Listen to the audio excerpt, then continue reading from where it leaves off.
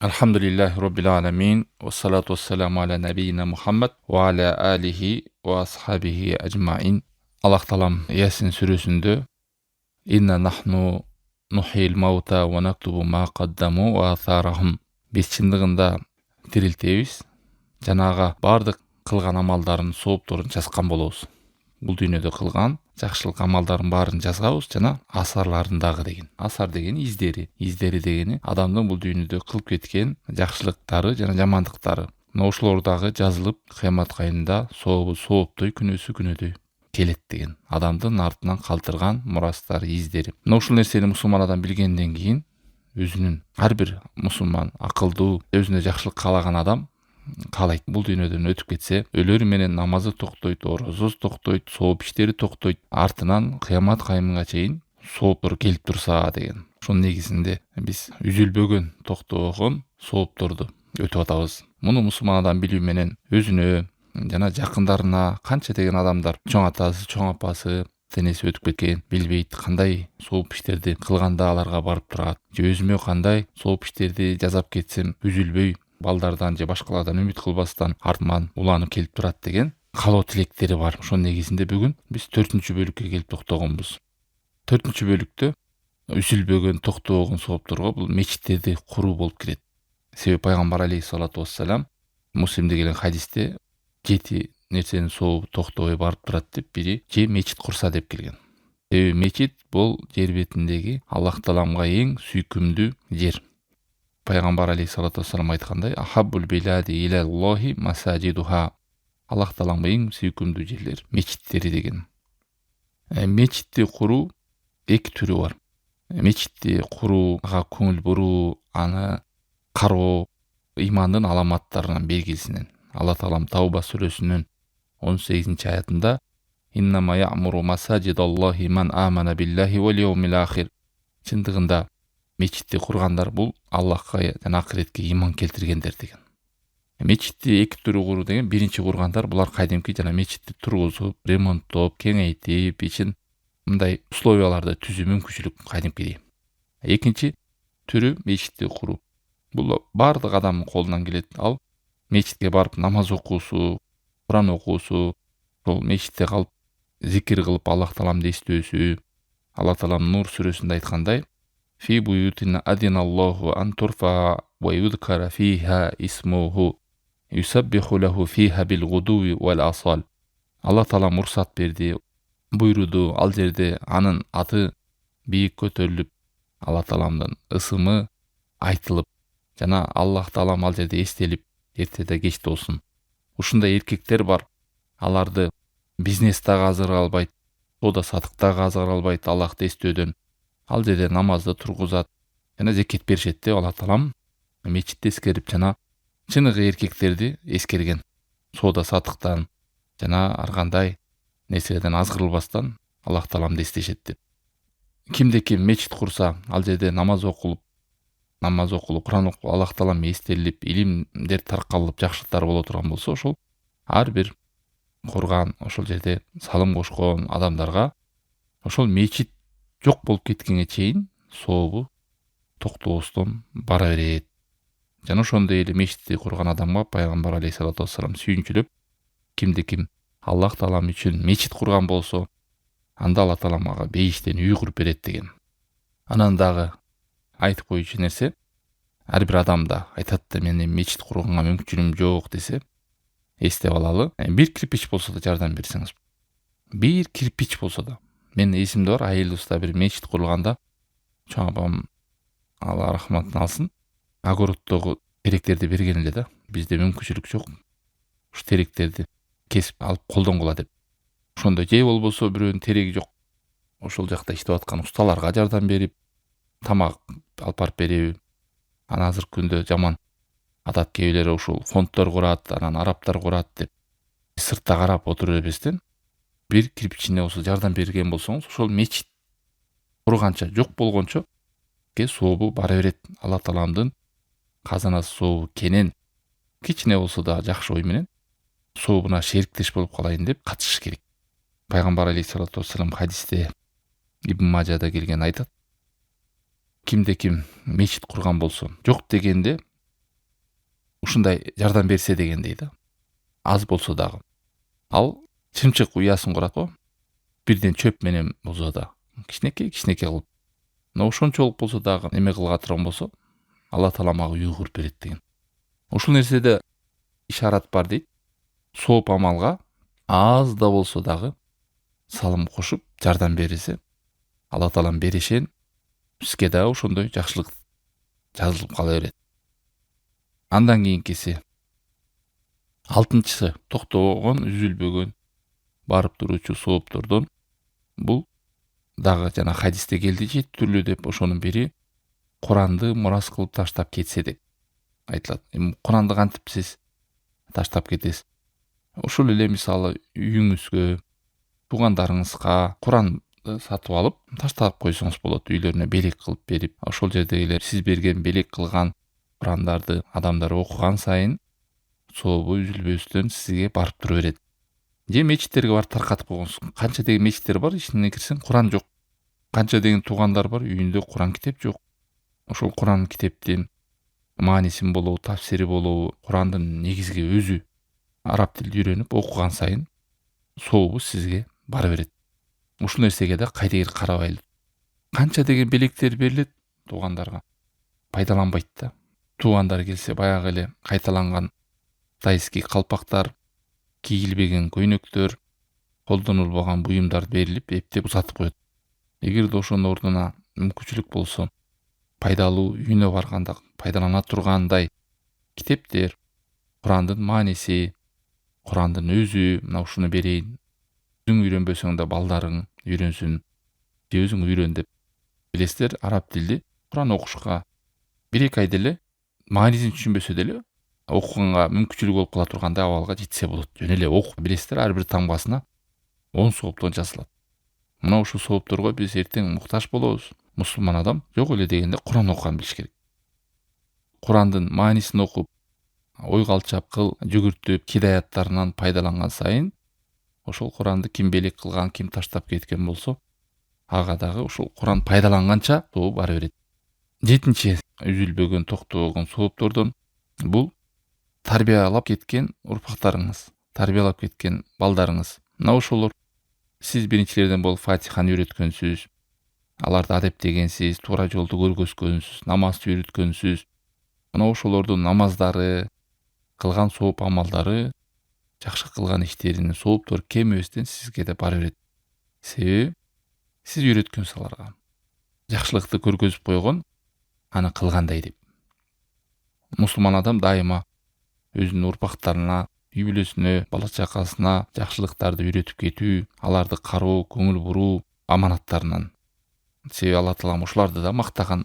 Маарис сүрөсү 32-аят: "Валладина хум ли аманатихим ва ахдихим раун."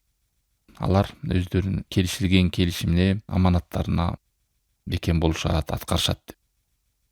Адамдын балдарын оңдоп кете турган болсо, ал коом да оңолот, үй бүлө оңолот, ошол өлкө оңолот. Алардын оңолгонун белгисинен оңдоп кеткен адамдарга, үйрөтүп кеткен адамдарга тирүүсүндө дагы, өлгөндөн кийин дагы жакшылыкты тилеп дуа кылып жүрүшөт. Аларга кечиримди сурайт дейт, ырайымды сурайт. Мына өлүп кеткен адам кабырында дагы пайда алып жата берет. Ошолордун жакшы тилек дуаларынан, жакшы кылган амалдарын сооптор кемебестен үйрөтүп кеткен адамдарга бара берет. Ошон үчүн ата-эне көңүл буруш керек. Тарбияда кайдыгерлик карабаш керек. Жакшылыкты жарышып үйрөтүп. Дагы бир хадисте, бул да Абу Давудда келген, айтат: "Инна ауладакум мин каспикум." Урпактарыңар, балдарыңар силердин мындайча айтканда мээнетиңер, силердин эмгегиңер, силердин тапканыңар. Анан балдарды кийимдирип, курсагын төгүзүп, окутуп койгон менен сүйүнүп калып калбаш керек. Аларга туура багытты берип, эгерде алар хидаятта ыймандуу болбосо, Оксфордто окуп келсе деле, Кудайды тааныбай, билими бар, бирок ыйманы жок болсо, эч кандай пайдасы жок адамдын. Билимди да, ыйманды да бириктириш керек. Ата-эне жакшылыкты үйрөтүүдө жалкоолонбостон кош көңүл карабаш керек. Мына ошо балдарыңыз эртеңки күндө эң чоң соопту үзүлбөй турган, ар бир окуган намазына, зикирине, кылган садакасы эмне жакшы кылса да сообу кемебей сизге бара берет. Унутпайлы. Анан жана өлгөндөн мага Кур'ан окуса экен, өлгөндөн бирдекеси кылса экен деп кээ бирөө ойлойт да. Эч нерсе үйрөтпөгөн болсо, ал бир жылда бир садака кылса кылат, сиздин атыңыздан, кылбаса жок. Ал эми аны башка бирөөлөр үйрөтүп койгон болсо, Фатиханы, намазды ошолорго барат соо. Эгер сиз балким Аллах сактасын үйрөтпөй, кайдыгер кылып аларды таштап салсаңыз, кылган күнөөлөрүн сообу барып калышы мүмкүн. Бул сиздин кош көңүлдүгүңүздөн, кайдыгерлигиңизден. Айрым ата эле жаман нерсени үйрөтүп деле коюшу мүмкүн. Өздөрүнөн билбесе кантип берет аларга. Ибн Мажада келген хадисте Шейх Альбани Сохих деген пайгамбар алейхиссалату вассалам айтат: "Инна раджула ла турфау даражатуху фил жанна фаякулу анна хада." Бейишкеттен адамдын даражасы көтөрүлүп аткан. Анан айтат: "О Роббим, бул кайдан? Кандай бул кантип даражам көтөрүлүп атат дегенде, би истигфари валадикалак. Сенин балаңдын сага кылган кечирим суроосу" деген. Айтчакта баласынын дуасы, ошентип тарбиялап кеткен үчүн, үйрөтүп кеткен үчүн баласы жакшылык кылып атат да. Кылганы сообу барып атат. Сообу көтөрүлгөндө ал адамдын сөз даражасы көтөрүлөт дегендей. Бул бөлүмдө кыскасы урпактарыңызга, балдарыңызга тарбия берип кетүү, туура тарбия берип кетүү, жакшылыкты үйрөтүп кетүү. Алар дагы башкага үйрөтөт неберелерине, алар неберелериңиз дагы чөйрөлөрүнө үйрөтөт. Ошентип башында сизге токтобостон келе берет сооптор. 8-чиден үйлөрдү жана вакыфтарды таштап кетүү. Не деди? Үй же вакыфтарды таштап кетүү. Бул дагы хадистерде келген. Жатаканаларды, зданияларды таштап кетүү. Ал жерге мисалы окуучулар, жетимдер, жесирлер, кедей кембагалдар жашайт, пайдаланат. Бул коомдук жайдагы мусулман адамдарга пайдасы тийүүчү үйлөрдү айтса болот. Больницалар кирет, жанагындай медпункттар кирет, мектептер, детсадтар, мусулмандарга пайдасы тийген бир объекттер, социальный объект болобу. Же болбосо жер, ошол жерде бактарыңыз бар. Ошодон түшкөн акчаларды мусулмандардын жакшылыгына кетиресиз. Мурунку учурда, азыр эми бул мындай көп адамдар билбейт вакыфты. Мунун жакшы жери, мисалы бир жерди же бир үйдү таштап кетесиз, аны мүлк кылбайсыз өзүңүзгө, балдарыңызга. Анан ал жалпы мусулмандарга кызмат кылат. Ошодон түшкөн пайдаларды дагы кедей кембагалдарга садака кылып таркатылат. Мусулмандардын муктаждыктарына, жардамдарына колдонулат. Мындайча айтканда, өтүп кеткенде ошол жер канчага чейин пайдаланса, ошого чейин сообу үзүлбөстөн сизге бара берет.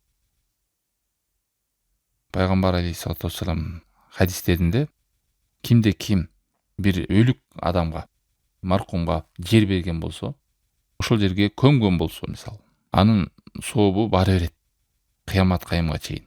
Ал адамга жашай турган жер берип койгондой эле дейт. Кээ бир учурда адамдар кабыргада көмүлбөй аз платный болуп калбады бүт жак. Шаар тарап тегерек айрыкча. Угуп калып атабыз. Өлүктү каяка көмөрүн биле албай, барып көмөйүн десе $1000 сурап, 30.000 сом сурап кыйналып жүргөндөр да болгон. Ошон үчүн мусулмандардын керегине жараган, муктаждыгына жарай турган, дайыма колдонуп туруучу жайларда мүмкүнчүлүгү бар адамдар салым кошуп таштап кеткен болсо, өтө жакшы. Бул дагы жанагы айтат: "Мен аны сала албайм, кыла албайм, мүмкүнчүлүгүм жок" дегендер бир ташы болобу, бир кирпичине болобу. Кайсыл жерде ушундай бир коомдук жайларда жакшылыкка курулуп аткан болсо, жардам берип коюңуз. Жанагындай бак отургузулуп атпайбы коомдук жайларда? Ошого жардам берсе болот. Ал жерден деле пайдалана турган болсо мусулмандарга сообу бара берет.